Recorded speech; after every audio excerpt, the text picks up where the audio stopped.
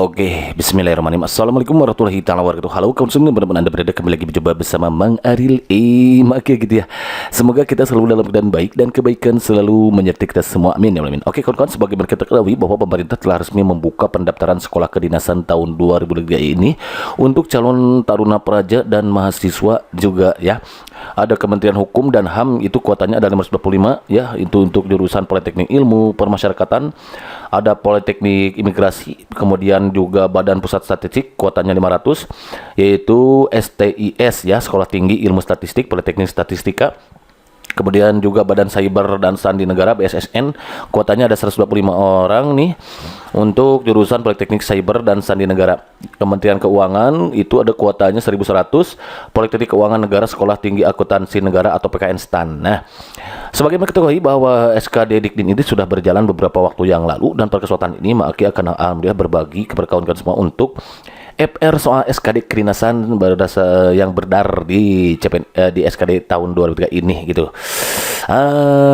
Di antaranya ini FR yang berdar itu katanya adalah 90% untuk TWK itu 90% implementasi Pancasila, 10%-nya implementasi undang-undang, full penalaran, tidak ada hafalan, lebih baik belajar 45 butir Pancasila. Berarti pengamalan Pancasila kawan-kawan harus tahu ini. Hati-hati sama pilihan ya. TIU 40% sekali, operasi bilangan campuran 40%. Kemudian struktur yang sama SPOK, pelajaran pelajari dari YouTube K. Figural sampai gampang parah kasat mata gitu, jauh lebih susah di TO PAIS dibanding SKD katanya. Soal A lebih besar dari B, A kurang dari B, 2A dan lainnya harus teliti, pelan tapi pasti katanya. Aritmatika sosial mudah sekali, cuma baca baik dan fokus kuncinya. Dah, itu diantaranya FR yang berdarnya kawan-kawan, dan pada kesempatan ini Maki akan fokus di TWK untuk pengamalan Pancasila untuk persiapan menghadapi SKD Dikdin yang sedang berlangsung ini. Baik, untuk bersatu di kopi gitu. Pun masalahnya menunya butuh selalu dibungkus lagi semuanya semua bus solution biar apa? Iya betul, biar inspirasi gitu kan ya. Soalnya kayak gini, kita baca bareng ya. Aral merupakan seorang diaspora di luar negeri. Suatu ketika ia melakukan perjalanan ke Indonesia dan singgah di kampung halamannya. Saat dia melihat masyarakat di kampungnya masih memiliki ekonomi yang rendah, sementara sumber daya alam yang tersedia cukup banyak, tetapi belum dikelola dengan baik, Aral memutuskan untuk mengadakan pelatihan usaha bagi masyarakat di kampungnya. Sikap Aral tersebut sejalan dengan pengamalan Pancasila, tepatnya sila K, A ke-1, B ke-2, C ke-3, D ke-4, E ke-5. Nah, kawan-kawan, untuk menjawab soal ini, maka kawan-kawan harus tahu butir-butir Pancasila. Jadi intinya, kuncinya untuk menjawab pengamalan Pancasila ya kawan-kawan, minimal bacalah gitulah butir-butir Pancasila ya. Kalau nggak hafal juga nggak apa-apa lah gitu ya. Minimal dibaca dulu, cari tahu dulu, dipahami apa sih perbedaannya butir-butir Pancasila di setiap silanya gitu. Nah, untuk kasus nomor 1 ini jawabannya adalah sila kelima kawan-kawan ya. Kenapa sila kelima? Karena di butir Pancasila di sini ada nih lebih tepatnya masuk ada sila kelima itu ada 11 butir ya, mulai dari mengembangkan perbuatan yang luhur yang mencerminkan sikap dan suasana kekeluargaan dan kegotong royongan. Jadi sila kelima itu ada yang kegotong royongan kawan-kawan ya. Jadi perbuatannya yang luhur. Nah, ini juga bisa masuk ke sana ya tadi, karena perbuatan yang dilakukan oleh si Aral tadi. Aral itu siapa? Ya Aral, adanya Ariel berarti ya. Gitu. Itu mengembangkan sikap perbuatan yang luhur kawan-kawan.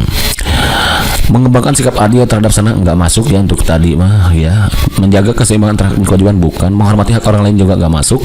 Suka memberi pertolongan kepada orang lain agar dapat berdiri sendiri. Nah, bisa masuk ke sini. Bisa mengembangkan perbuatan yang luhur juga boleh lah, tapi agak kurang gitu. Tapi yang lebih cocoknya itu di sila kelima, butir kelima, memberikan pertolongan kepada orang lain agar dapat berdiri sendiri. Kan tadi si Aral memberikan pertolongan dengan memberikan pelatihan, itu dia berarti setelah menolong warga di kampungnya agar dapat berdiri sendiri, sehingga nanti ekonominya meningkat gitu ya, karena sebelumnya kan dikatakan rendah katanya. Kemudian tidak menggunakan enggak, suka bekerja keras bukan, suka menghargai hasil karya enggak, suka melakukan kegiatan dalam rangka mewujudkan kemajuan yang merata. Nah, ini juga masuk nih. Suka melakukan kegiatan dalam rangka mewujudkan kemajuan yang merata dan berkeadilan sosial. Nih, supaya maju kan di kampungnya, maka berarti dia bisa masuk ke sini. Jadi kalau begitu jawaban yang paling tepat untuk soal nomor ini adalah sila kelima. Satu, karena dia dengan mengadakan pelatihan si Aral ini di kampungnya, berarti dia telah berusaha memberikan pertolongan kepada masyarakat sekitarnya agar berdiri sendiri kan, masyarakat di kampungnya. Nah, yang kemudian berikutnya adalah suka melakukan kegiatan. Nah, dia melakukan kegiatan pelatihan, berarti dia melakukan kegiatan yang mewujudkan kemajuan yang merata dan berkeadilan sosial, begitu kan ya. Jadi jawaban yang tepat itu untuk soal nomor ini adalah sila kelima, begitu kan? Understand? Idam, mantap, mantap. Next, soal nomor 2. Oh sorry, nomor 2 ini, sorry, salah yang ngetiknya. Siapa yang ngetik? Mang Aki, ini seperti salah Mang Aki ya. Soal nomor 2 nih. Soalnya kayak gini, kita hadapi bareng-bareng ya. Luna dan Akil tengah melaksanakan pesta pernikahan yang mengundang banyak orang. Timbulnya kerumunan dari acara tersebut sangat tidak sesuai dengan kondisi Indonesia saat ini, yaitu pandemi COVID-19. Nah, kita kan sedang pandemi, sementara Luna dan Akil mengadakan pesta pernikahan gitu. Selain itu, pemerintah sedang memberlakukan aturan mengenai pemberlakuan pembatasan kegiatan masyarakat atau PPKM sebagai hasil musyawarah. Nah, ternyata saat melaksanakan pesta pernikahan ini sedang memberlakukan PPKM juga atas hasil musyawarah tentunya ya. Jadi kawan-kawan, penentuan PPKM ini tentunya tidak hasil sendiri gitu ya, melainkan hasil musyawarah. Awal mula mereka sudah diperingatkan oleh ketua RT setempat agar membatalkan acara. Namun Luna dan Aki tetap bersikeras mengadakan pesta pernikahan besar-besaran. Sikap mereka melanggar sila ke A1, B2, C3, D4, E5. Pertama, ya udah kita hadapi dulu yang sering menjadi semoipus gitu ya. Solution. Biar apa? Iya betul, biar ada stresi gitu kan ya. Lagi-lagi Maki katakan kawan-kawan, untuk menjawab soal ini ya kita harus tahu butir-butir Pancasilanya untuk setiap silanya gitu kawan-kawan. Namun kebetulan di sini ada kata musyawarah. Kalau ada kata musyawarah enak gitu, nggak makin jauh dari sila keempat gitu kawan-kawan ya. Enak kebetulan ya di sini. Pokoknya kalau ada kata musyawarah, demokrasi itu masuknya sila keempat. Musyawarah, demokrasi, nah itu masuknya sila keempat. Nah, karena permusyawaratan perwakilan, nah itu kan ya. Enak gitulah kalau soalnya ada musyawarahnya. Udah jelas ini jawabannya adalah demokrasi. Kalau nggak tahu nih, kita cari tahu nih. Untuk butir-butir sila keempat itu ada 10 butir. Yang pertama itu sebagai warga negara dan warga masyarakat, setiap manusia Indonesia mempunyai kedudukan, hak dan kewajiban yang sama. Nggak masuk sini ya. Tidak boleh memaksakan kehendak kepada orang lain. Nah, yang tadi itu memaksakan kehendak, jadi bisa masuk ke sini ya. Dengan bersikeras ingin mengadakan pesta secara besar-besaran, dia telah berarti memaksakan kehendak kepada orang lain. Memaksakan kehendak dalam berpendapat, misalkan dalam berdiskusi, berarti kita telah melanggar sila keempat. Mengutamakan musyawarah dalam mengambil keputusan untuk kepentingan bersama, nggak masuk. Musyawarah untuk mencapai mukat diliputi oleh semangat kekeluargaan. Enggak, menghormati dan menjunjung tinggi setiap keputusan yang dicapai sebagai musyawarah. Nah, yang ini yang tadi lebih tepat nih ya.